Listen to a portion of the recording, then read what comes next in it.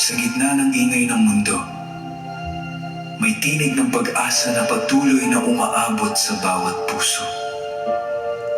From the mountains to the cities, mula sa bawat tahanan hanggang sa bawat puso ng Pilipino sa buong mundo. Welcome to Living Word Radio. The voice of inspiration across the airwaves. Kasama si Pastor DJ Amorti. Hatid ang salita ng Diyos, inspirasyon at pag-asa, araw-araw. Broadcasting live every 5:30 a.m. Ito ang inyong tahanan ng pananampalataya. Living Word Radio. Good morning. Magandang umaga po sa inyong lahat. And welcome back sa ating pagbubulay-bulay. Ang oras po natin, we got 39 minutes past 5 o'clock in the morning, and today is a beautiful Saturday morning. Magandang umaga.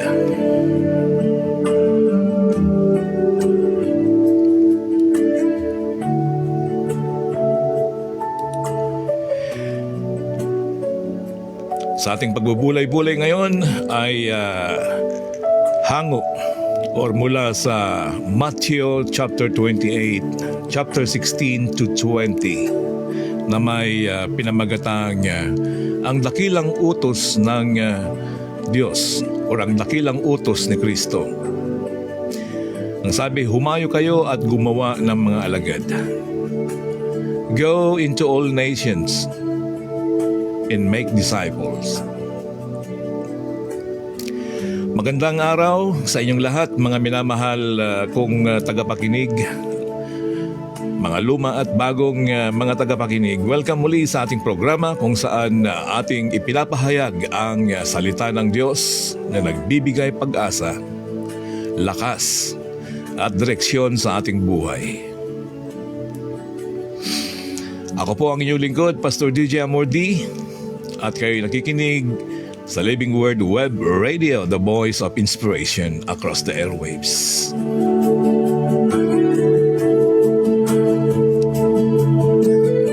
Sa araw na ito ay pag-aaralan natin ang isang pinakamahalagang utos ni Jesus bago siya umakyat sa langit. Ang tinatawag na Great Commission o ang dakilang utos ni Kristo mula sa Matthew 28 verse 16 to 20. Magandang umaga. Tayo po muna ay manalangin. Maraming salamat, dakilang Diyos. Ang maraming makapangyarihan, maraming salamat po sa panibagong araw na iyong ipinagkaloob. Buksan mo po ang aming puso't isipan habang aming pinapakinggan ang iyong mga banal na salita. Turuan mo kaming sumunod sa inyong tawag at maging tapat na mga alagad ni Kristo. Pagpalain mo po ang bawat isa sa amin, bawat pamilya, mga manggagawa, OFW, mga kabataan, pastors ng mga simbahan at mga leaders at ang buong bansang Pilipinas. Bigyan mo po ng pag-asa ang mga nalulungkot, may mga depresyon at dumaraan sa pagsubok. Dakilang Diyos, maraming salamat muli. Ito ay aming dalangin sa aking pangalan ni Jesus. Amen. Okay, maraming salamat. Thank you very much sa pakikinig. At good morning kay Sir Alejandro, Bro, Chairman Alejandro Dupra ng Santa Fe, San Marcelino, Zambales. Okay, tayo muna. Huwag ka munang umalis at tayo sama-samang makinig. Ilang minuto lang naman ang ating pagbubulay-bulay. Okay, habang hinihintay natin ang iba nating mga kasamahan, maaring medyo nasarapan ng tulog. Okay? Sige. And of course, hello sa lahat ng mga katropahan nating parting pa lang. Balikan ko na lang kayo mamaya. Patuloy tayo sa ating pagbubulay-bulay. And of course, hello sa our beloved Commanding Officer, First Lieutenant Larry Evangelista. Sana sir, okay ka na. And I hope na idampi ng ating Panginoong Jesus ang kanyang mapagpalang kamay at tuluyan ka nang makarecover. Ano man ang iyong nararamdaman para patuloy kang gamitin ng ating Diyos. Lalong-lalo na sa iyong pagiging isang commission officer ng ating Unit 306 Ready Reserve Infantry Battalion. Sa ngalan ng ating battalion commander, si Lieutenant Colonel Ma'am Bilman. Magandang umaga, sir. Patuloy po tayo sa ating background. Ang Gospel of Matthew ay sinulat ni Matthew, isang dating maniningil ng buwis na naging alagad ni Jesus. Treasurer siya. Dati, si Matthew. Isinulat niya ito upang ipakita na si Jesus ang ipinangakong Mesyas at Hari. Ayon sa Matthew 28:16 verse 16 to 20 or Matthew 28 verse 16 to 20, ang huling bahagi ng aklat na ito ay huling bilin ni Jesus sa kanyang mga alagad matapos siyang mabuhay muli sa kanyang kamatayan at sa bundok ng Galilea ibinigay ni Jesus ang pinakamahalagang misyon. Parang katulad din sa military, no? Si Sir First Lieutenant Evangelista ay aming CEO na kung paano siya ikinumission.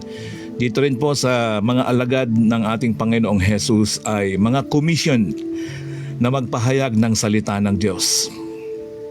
Kaya ito yung isang pinakamahalagang misyon ng ating pagiging isang Kristiyano, ang ipahayag ang Ebanghelyo sa buong mundo.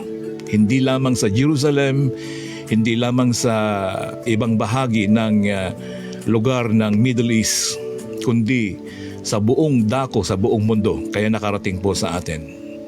Sa Matthew 28 verse 16 to 17, ang sabi dito ay ang pagkakita nila. Nung pagkakita nila sa kanya ay sinamba na siya. Datapot ang ilan ay nag-aalinlangan.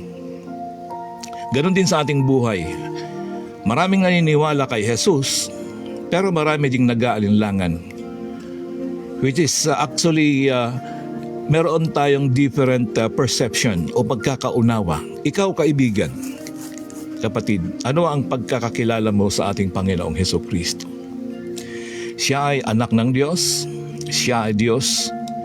Siya ang nagkatawang lupa na pinadala nandito sa lupa noong araw hanggang sa muling pag-akyat niya sa langit. Ang mga alagad ay sumunod sa utos ni Jesus. Nagpunta sila sa bundok ng Galilea. Ang tunay na alagad ay marunong sumunod kahit hindi malinaw ang lahat. Amen. Parang talagang sundalo sa Philippine Army, no? Sabi ka na, you have to follow before you before you complain. Okay, and doon sa kanilang paglalakbay kasama ang mga alagad, si Jesus ay sinamba. May pagsamba ngunit may pag-aalinlangan yung mga ibang disipulo niya. Parang maraming Kristiyano ngayon na sumasamba sa simbahan ngunit minsan ay takot, alinlangan o pangamba sa buhay. Ngunit hindi sila iniwan ni Jesus. Ang kapangyarihan ni Kristo sa Matthew 28:18, ang lahat ng kapamahalaan sa langit at lupa ay ibinigay na sa akin, sabi niya. Si Jesus ay may ganap na kapangyarihan. Siya ang hari ng mga hari at Panginoon ng mga Panginoon. Walang mas mataas pa sa kanyang otoridad. Kumbaga sa military ay siya yung commander-in-chief. Hindi lang siya 4-star. Ang ating misyon ay nakasalalay sa kanyang kapangyarihan. Hindi tayo pinapadala ng mag-isa, kundi kasama natin siya palagi. Ang Diyos mismo ang nagbigay lakas at direksyon. Katulad ng isang sundalo na may otoridad mula sa kanyang commander. Of course, pag inutusan ako ng aking commander na si Sir Larry, susunod ako sa kanya. Gayon din naman tayo rin ay may kapangyarihang galing kay Kristo upang ipahayag ang kanyang mga salita. Tulad ngayon, ito po ay uri ng pamamahayag ng salita ng Diyos. At bilang isang disipulo ng ating Panginoong Hesus, ay ginagampanan ng mga mag-aaral o mga nagtuturo upang ipangaral ang salita ng Diyos.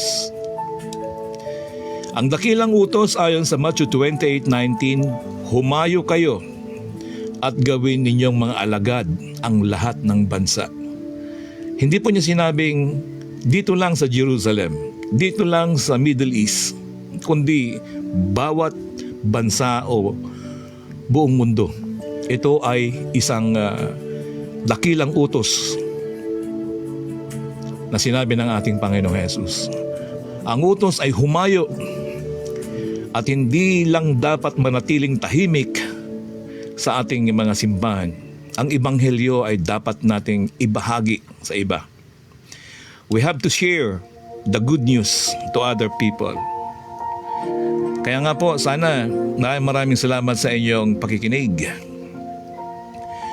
Dahil sa inyong pakikinig, inyo rin pong ginagampanan ang tungkulin natin bilang isang nilalang ng Diyos.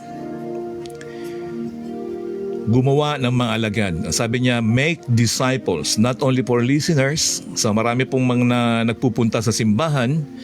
Nagpupunta sila doon sa simbahan dahil lang sa tradisyon. No. So hindi po pala dapat ganoon. Tayo din po ay mag-share, mag-invite, at lalo nating intindihin at unawain kung sino talaga ang Panginoong Hesus na tagapagligtas sa buhay natin.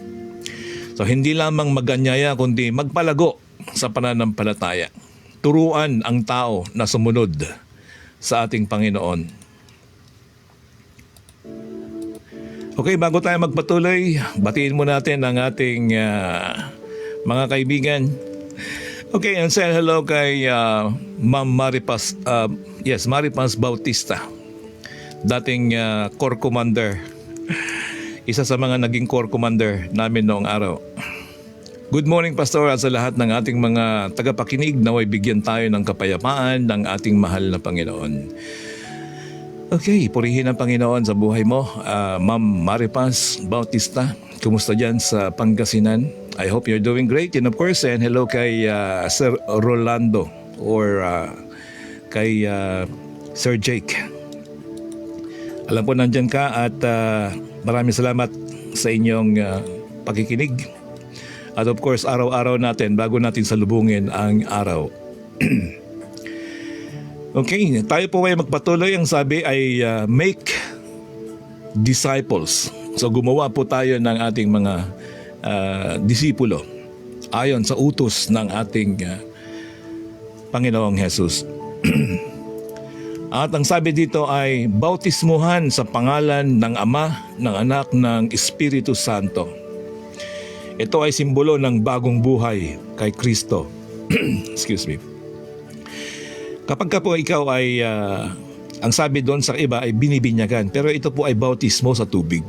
Ito po ay symbolic na pagpapahayag ng iyong pagtanggap sa pangalan ng Ama, ng Anak, ng Espiritu Santo. Pagpapahayag ng pananampalataya sa publiko. Maaring magsimula ang mission field sa ating tahanan, kapitbahay, workplace, online ministry o simpleng pag-share ng salita ng Diyos sa social media. Ito po ang misyon ng himpilan ng Living Word or Living Word Web Radio ng inyong lingkod. The online ministry, simpleng pag-share ng salita ng Diyos dito po sa social media. Good morning din po.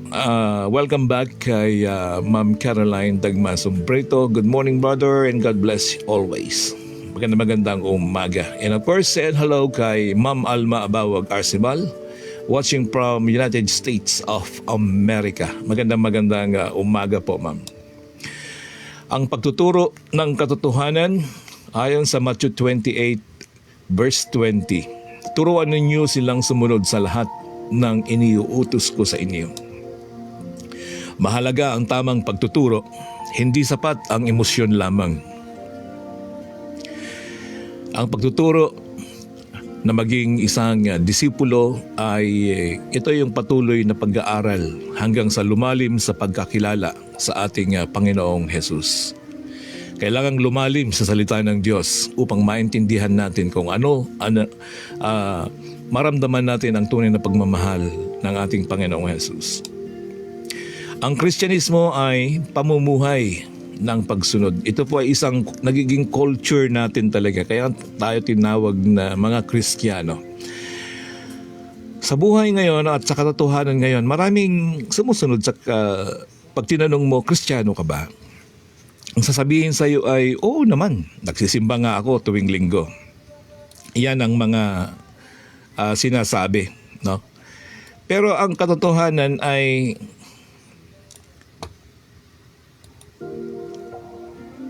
totoo nga bang disipulo o totoo nga bang tagasunod ng Panginoong Hesus? Mukhang hindi katulad ni Hesus yung kanyang buhay. Ayun. Kaya dapat tayo ay matagpuan na kung ano yung karakter ni Jesus Christ ay makita rin sa atin.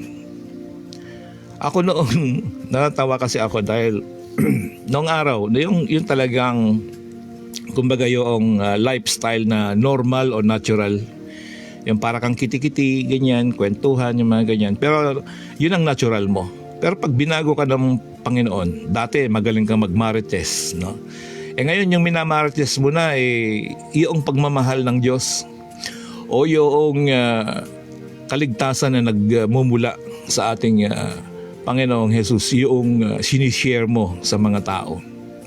Kasi pag dumating ang pagkakataon na wala ka na sa iyong posisyon, wala ka na sa... Kasi lahat po tayo magtatapos dyan. No? Tayo po lahat ay magre-retiro. At kapag po tayo ay nagretiro, ang maaalala na lang dyan ay yung tinatawag na legacy. Yung kagandahang loob mo, yung mga pinakita mo sa mga tauhan mo, sa mga estudyante mo, sa mga kaibigan mo. Katulad ng aming teacher na si Ma'am Sinaida Silvestre Soria noong nakarang araw. Kaming mga naging estudyante noong high school, 75 years old na siya. Nagte-testimony kami. Patotoo yung, kumbaga parang reminiscing the past. No? Parang, kumbaga, si ma'am talagang kakaiba yan dahil soft-spoken siya, ganun. Magaling siyang, stricto siya pero nandoon yung kanyang pagpapakita ng pagiging isang modelo ng isang teacher. No, parang ganon. So, kumbaga naaalala ng mga tao ang iyong legacy. At ibang henerasyon na naman yung darating sa atin. Ganon yun. Okay, so ang Kristiyano ay sana ay magiging pamumuhay natin ito sa pagsunod. Ang tunay na alagad ay hindi lamang tagapakinig, kundi tagasunod ni Kristo. Kaya po yun po yung character ni Jesus Christ na dapat din nating maging character or pag-uugali. Amen? Eto, meron tayong isang illustration. Katulad ng isang magulang na nagtuturo sa anak. Kayo, may mga anak kayo, di ba? Tinuturuan mo yung anak mo araw-araw. Ang simbahan ay tinawag upang magturo at gumabay sa pananampalataya. Actually, yun yung mandato natin sa pananampalataya. Hindi pakikialam sa politika. Actually, yun ang mga nangyayari ngayon. Nakikita mo, nagiging tagapanguna pa. No? Yung mga ibang alagad ng simbahan. Okay, ang pangako ng presensya ni Jesus ayon sa Matthew 28 verse 20. Ang pangako ng presensya ni Jesus. Okay, bago tayo magpatuloy, meron tayong isang bagong kaibigan dyan. Si Zete Makaraeg is watching. Greetings po sa inyo at thank you very much for tuning in. Araw-araw po ito kaya makakasama po tayo and join the group ng mga Kristiyanong nagbubulay-bulay tuwing umaga. At narito ako'y suma sa inyo palagi hanggang sa katapusan ng panahon. Yan po ay pangako ng Diyos, no? Na siya ay magiging kasama natin hanggang sa katapusan ng mundo. Yan ay pangako, hanggang sa katapusan. ay sasamahan niya tayo. Saan? Sa pamamahayag ng salita ng Diyos, sa ating mga lakarin sa buhay, sa ating mga problema, sa ating mga depresyon, sa ating mga anxiety, ang Panginoon ay laging nandiyan. Hindi tayo nag-iisa sa ministeryo, kasama natin si Jesus araw-araw. Hindi tayo nag-iisa sa ating mga problema. Kasama natin siya. At siya ang ating lakas sa panahon ng kahinaan. Ang kanyang presensya ay nagbibigay pag-asa. Sa gitna ng problema, may kasama tayo, may kaagapay tayo, ang Panginoong Jesus. Sa gitna ng misyon, siya po ay yung gubagabay sa atin. Mga kapatid, maaring mahirap ang buhay, ngunit ang pangako ng Panginoong Jesus ay mananatili. Ang sabi sa John 15:7, "If you remain in me, and my words remain in you, you ask what you wish, and it shall be given unto you." Okay, and greetings also kay Bibian Lardizabal Jimino. Good morning po, Uncle Amor. Happy Sabado po and God bless you always. God bless you din at maraming salamat po sa pag-share. Actually, marami na po tayo mga kaibigan na sabing ganun, bakit di ka mag-advertise? Sabi ko, bahala na si Lord. Ang ibig kong sabihin ay, kasi po ang target audience natin dito ay yung mga talagang interesado. Kalain mo, 5:30 in the morning, yung programa, yung live, di ba? Pwede namang ano. Pero magkakaroon po tayo ng iba't ibang programa. At meron na rin po tayong news or balita, news affairs. Kaya mamaya after ng ating pagbubulay-bulay, meron po tayong news. Etong kasi importante po yan na malaman din natin ang mga nangyayari dito sa ating kapaligiran. Kung ano yung weather, anong kalagayan ng ating bansa. Mga kapatid, mga kaibigan, mahirap ang buhay man. Ngunit ang pangako ng Panginoong Jesus ay nananatili. Ang sabi niya ay, ako'y sumasa iyo palagi. It's a personal relationship.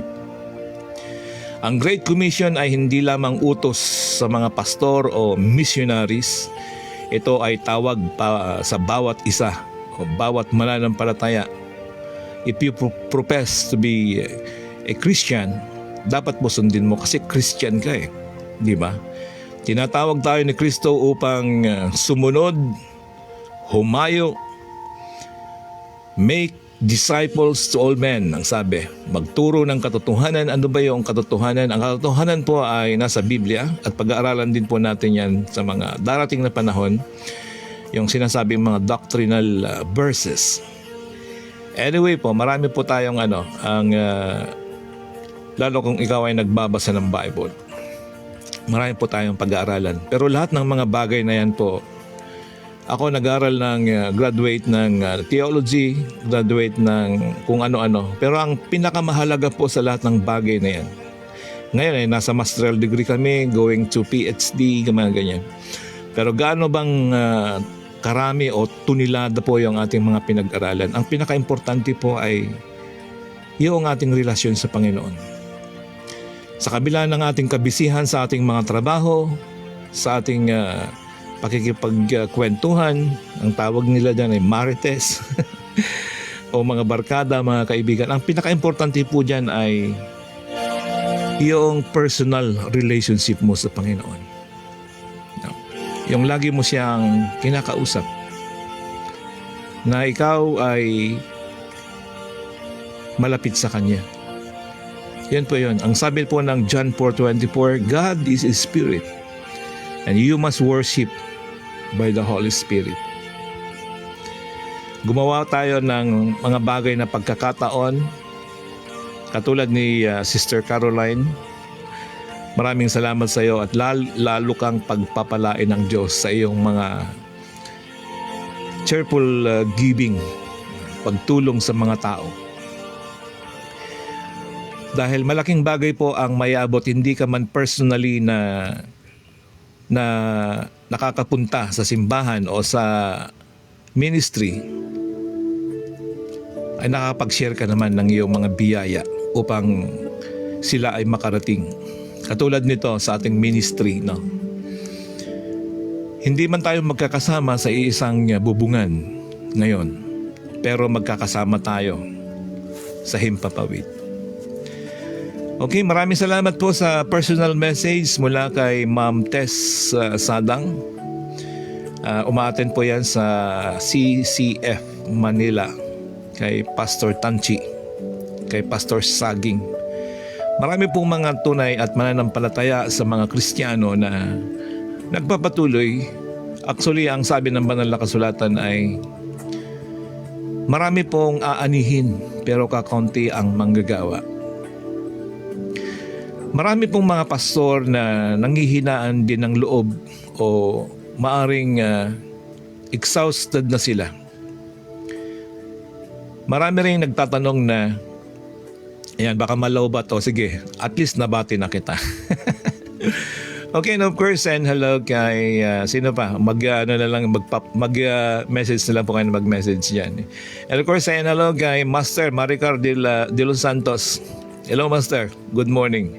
Ayan, si Jocelyn Lapaw Tabubuka. Good morning, Pastor, sabi niya. Good morning din. At ayan po, meron tayong magiging isang palagiang tagapakinig or kasama natin dito. Ito na yung ating ministry. Thank you very much for joining and listening and watching.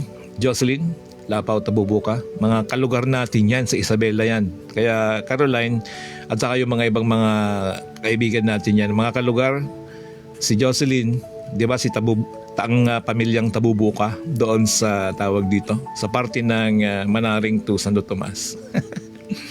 Okay, sige. And greetings also kay Sergeant Oscar Tisbe, ang aking kaibigan kabady-bady sa unit ng HQ RRIBN. Okay, Radio Reserve Infantry Battalion. Si Sir Oscar Tisbe. Sir, magandang oras sa iyo. Thank you very much for listening. Sana ay lagi kang makinig din at makasama ng pang-araw-araw na batian, portion at pagbubulay-bulay. At yung balita po tayo, may news na po tayo ngayon. Unti-unting na ibabalik po yung dating Tunog Pinoy Radio or Dubai Superstar Tunog Pinoy Radio sa Dubai na since 2004. Medyo may kahamahalan lang talaga dito sa Pilipinas. Hindi po libre ang pagbubukas ng radio station or broadcasting. Kailangan po lahat dito ng marami pong involved po dito. Kaya maraming salamat kay Ma'am Caroline sa kanyang pagmamahal sa Panginoon, sa kanyang mga biyaya na pinagkakalob at pagtulong para may upgrade yung mga gamit. Okay? Noon po ay matagal po kasi yung Tunog Pinoy Radio. Simula noon. Parang lang, habang nagtatrabaho ako, nandun din yung radio broadcasting. At hanggang sa nag-resign ako sa architectural field, nag-full time ako sa radio broadcasting and print in media kung tawagin. Diyan sa United Arab Emirates. Nagtrabaho din ako bilang isang technical producer sa Dubai Eye 103.8. Although freelancing yon kasi every 2 hours lang yung trabaho. Technical producer kami sa mga puti hanggang sa na-establish yung Filipino radio station. So kung dito po tayo tinatawag ng Panginoon para maglingkod, ay gagawin po natin. Gayon din po sa mga nung umuwi ako sa Pilipinas, kaya nag-join din po ako sa Army Reserve kasi dati na akong may serial number. At ito ngayon kasama ko yan si Oscar Tisbe at saka yung kanina si First Lieutenant Larry Evangelista. Yan po yung mga kasama namin. Ay si Sir Larry Evangelista ay isang teacher diyan dito sa isang high school dito at nagtuturo. At tumatayo. Kaya nagiging part-time po namin yung pagiging army soldier. Okay, at ako naman ngayon ay full-time minister. Ibig sabihin, ito pa yung ministry ko ngayon eh. At dahil nagsarado na rin po yung aking shop dito sa public market, although meron namang ibang mga business pa kahit papano. At sinubukan kong talagang mag full-time ministry sa paglilingkod. Dati ay nung nasa Dubai ako, yung broadcasting namin doon, Filipino Broadcasting, kaagapay or partner din yan ng ABS-CBN. Nandyan sila Dindo Amparo, News Bureau, tapos magmula Middle East hanggang Europe. Kapag may mga event dyan, kaya kapag nagpupunta sila, Willie, Rebellion nung araw, namit ko sila lahat dyan. Lahat yan. May-ari ng ABS-CBN, Gabi Lopez, Charo Santos, lahat ng mga artista nila, Piolo Pascual, may mga personal pang mga mga autograph sa akin. Sarah Geronimo, nag-host ako sa kanya at na concert sa lagi akong ako yung nag-host, yung taga-sigaw doon. This program is brought to you by the Emirates. Mga ganon. At purihin ng Panginoon yung mga experience natin, mga nakaraang mga panahon. Eto na ngayon. Kasi panghabang buhay na. Maraming salamat din po, Master Oscar Tesbe. God bless you more. Ngayon naman ay ang paglilingkod para sa Diyos.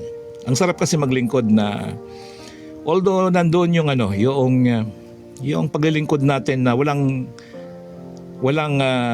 inaantay na kapalit. Kasi yan po yung paglilingkod namin na parang buwis buhay din po yung paglilingkod namin sa Army Reserve. Kasi tuwing training, hindi mo alam kung siyempre sasabak ka rin in time of emergencies. Kaya lang sa amin ay parang magkakaparehas kami ng mga dugo, line of blood ng mga soldiers katulad ni Oscar Tesby, alam niya yan.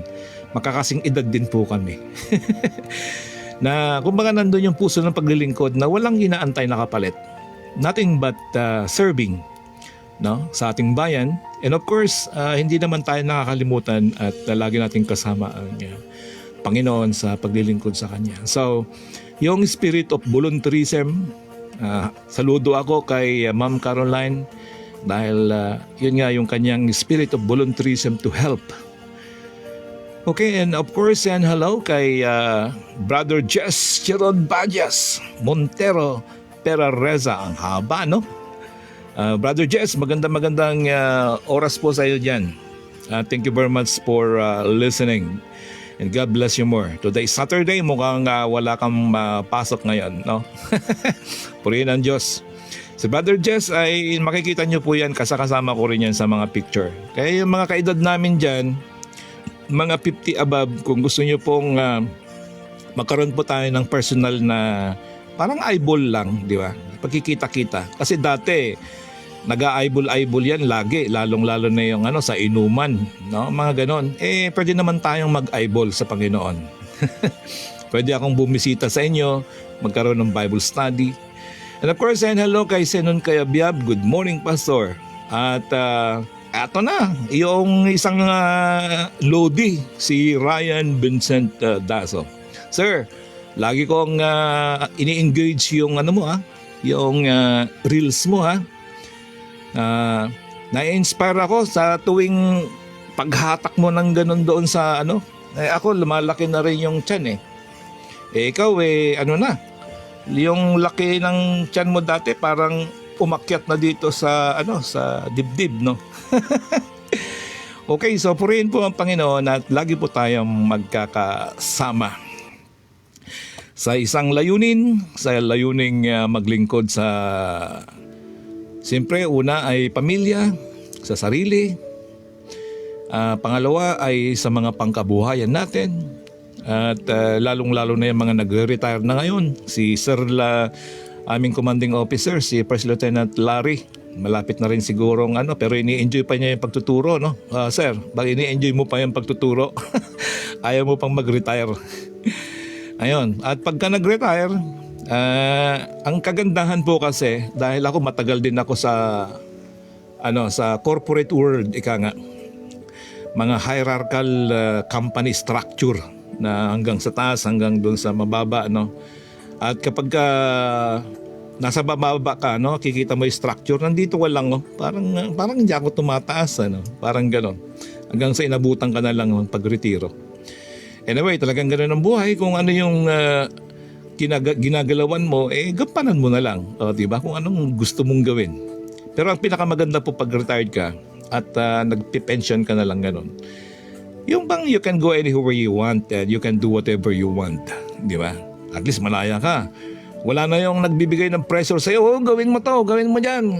Mga ganun. Natutuwa rin ako sa mga kahit na pag-retire ka na may mga ibang mga activities para naman hindi mabakante yung isip mo, yung mga ginagawa mo, mga ganyan. O ngayon, kapag kita-kita tayo, siguro naman meron tayong pagkakataon para sa Diyos. Kasi yung mga iba sabi, niyayaya ako sa simbahan, sabi, busy ako maglalaba, kung ano-ano yung mga alibay, mga ganon, no? Sabagay, ganyan din ako noon kasi pag niyayaya ako sa mga Bible study, dami ko ring alibay. Kaya ganyan lang, kanya-kanya sigurong panahon. Anyway, ang kagandahan po ay kahit paano ay nagkakasama tayo at nagkikita-kita online. So, purihin po ang Panginoon. Okay, so malapit na po tayong video na extend ang natin. Ito po yung ating aplikasyon sa ating pamumuhay. Tanungin po natin, ito po ay hamon sa ating mga sarili. Ako ba ay tunay na sumusunod kay Kristo? May naibabahagi ba akong pag-asa sa iba? Amen. Naibabahaging pag-asa, inspirasyon sa mga kaibigan natin. Paano maipapahayag ang ebanghelyo sa aking pamilya at komunidad? Tandaan, ang bawat Kristiyano ay may misyon mula sa Diyos. Meron po tayong misyon. We are the ambassadors of Christ. We have the commission, we have the mission to proclaim the gospel to the entire nation, to mankind. Yan po ang utos ng ating Panginoong Jesus. Kung ikaw ay nakikinig ngayon at nais mong tanggapin si Jesus bilang Panginoon at tagapagligtas, okay? So, maaari mong ipanalangin ang ganito.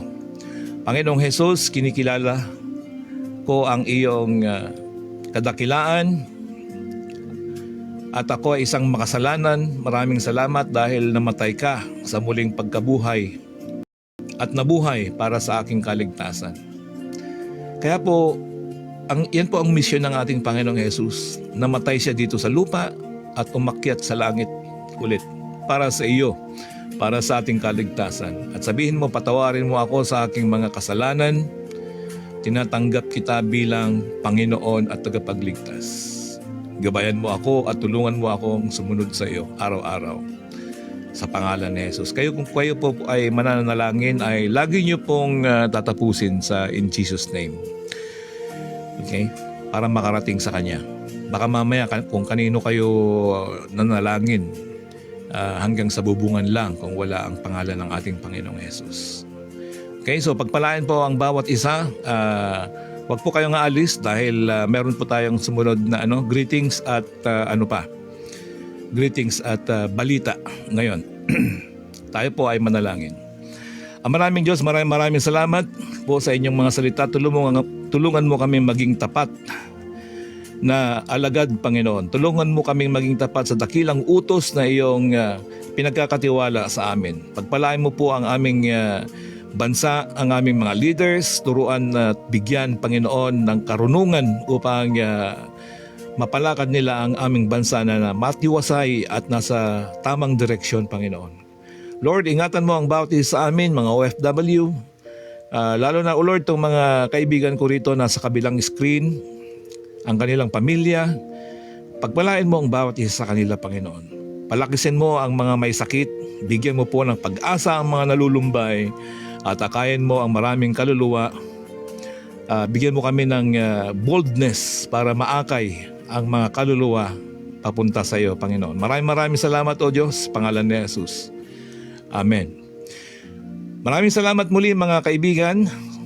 Maraming salamat sa inyong pakikinig. Ako si Pastor DJ Amordi, ang inyong pilot of the airwaves, the voice of inspiration across the airwaves. Okay? Dadako po tayo sa ating pangalawang yugto, ang balita. And of course, kasama ang greetings sa mga nakikinig ngayon. Magandang oras po sa inyo. Wala ba si ano dyan? Tawag dito. Si Sir, tingnan natin. Okay, yung mga darating pang mga kaibigan natin. And of course, say hello yung mga nasa Baguio. Meron yata tayong yung mga kagrupo natin, mahigit daw silang 40. Sayang, di ako nakasama sa Baguio. But anyway, sa susunod na kabanata na lang siguro kung kailan makakarating, kung kailan magiging maluwag ang panahon. Hindi muna sa panahon ngayon. And of course, and hello kay kay Sir Joel Lopez, laging tawag dito. Laging nakikinig din yon. Tawag diyan, bumabati at saka nagda-drop ng message. So nakakatuwa dahil alam ko naman laging nandyan si Sir Joel at 10 ng ating mga kaibigan, sila Sir Jaime, wala sila ngayon pero alam ko laging naman nandyan sila. Amen din si Sir Caroline, maraming salamat sa buhay mo talaga dahil ikaw ay ginagamit ng ating Panginoong Jesus na ma-extend. Okay, maraming mga activities at yung mga ibang activities ay magkakaroon ng feeding. Magkakaroon kami ng feeding dito sa mga kulot. Okay, doon dito sa may parting Aglaw. Actually maraming diyan kasi nga doon sa mga kulot na ito na mga Kristiyano, may mga Kristiyano na mga bata na gustong mag-aral din ng salita ng Diyos at siyempre pakakainin namin sila. Okay, The Living Word Radio Morning News ay ibabahagi ko sa inyo. The Voice of Inspiration across the airwaves, Saturday Morning News broadcast May